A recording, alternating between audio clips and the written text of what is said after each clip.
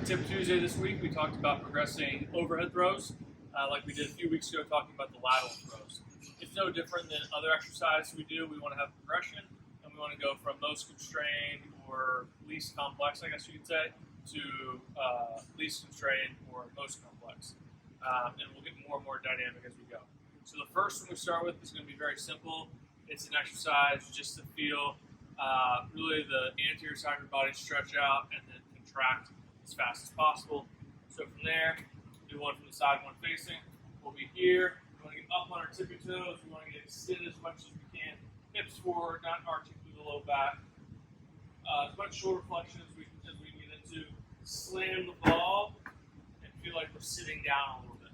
So we'll be here, slam, sit down. We want to make sure that as we do this, you throw it a little bit out in front of you so the ball doesn't hit you in the face. But the idea again is get the hips forward, up on the tippy toes, and then contract and come down as fast as possible. The next progression would be going into a half kneeling position. We want to throw this ball forward, so having a wall or partner is great for this. Very simple here. We want to throw and stand up and drive our butt back so our weight is more towards the heel of our foot. When we're doing something like swinging a bat or a golf club, that front leg, we have to post up on that front leg, and our hip is actually moving back as we do that. So it's almost like a catapult, where the hip's moving back and then it fires the upper body forwards. That's exactly what we're trying to do here.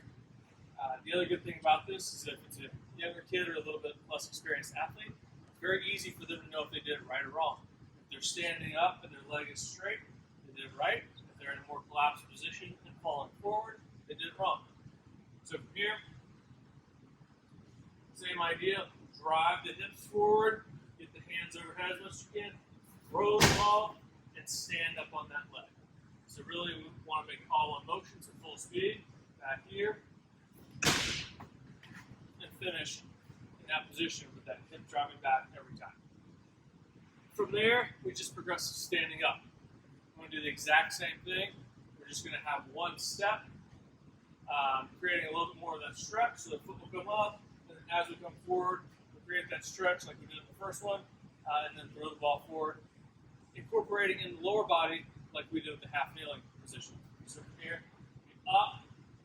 I like to say when the ball comes up, the knee comes up, step, throw, fire the hips back, finish with that leg straight because of how the hips fire back. Again, if we're falling forward or landing in a collapsed position, we're not doing it right. You're losing power if you do that. So again, very easy to tell an athlete and let them know if they're doing it right or wrong. And now we're adding that element of accepting force with the step and driving back, so add some sequencing as well. So again, ball up, knee up, step, throw, fire the hips back. From there, we're going to make it more dynamic. So we want to add a little bit of a pro hop. So for there, I just have a little shuffle here, same thing with the knee. When the ball comes up, the knee comes up, and then we're going to generate speed. Now we have to accept more force, and really, it's really much harder to do that catapult motion and throw the ball with staying on one leg as opposed to throwing it and then just running through it, collapsing forward. So we're going to be here, leg up, ball up, throw, and finish. So with most sports, if we're creating a lot of motion, like a throwing, a lot of momentum, the throwing motion, we keep going forward, and we're not able to have part of our body stop and act as an e-brake, sling the rest of our body forward, we're going to lose power. Same thing if you're swinging a bat or a club, you hit here, and instead of acting as e-brake and firing back, and allowing the upper body to then come through, we're collapsing, and we're going to be here, we're going to be in a much weaker position, and we're not generating power up the connect chain, so we have to either generate more speed with the upper body, or we're just going to lose the power altogether. So very useful to progress them, make sure the athlete's capable of doing it. Obviously, there's a ton of work that goes in the weight room with normal strength training as well to be able to do these movements, but we don't want to just do the same things over and over again. We want to help the athlete get better by progressing our throws.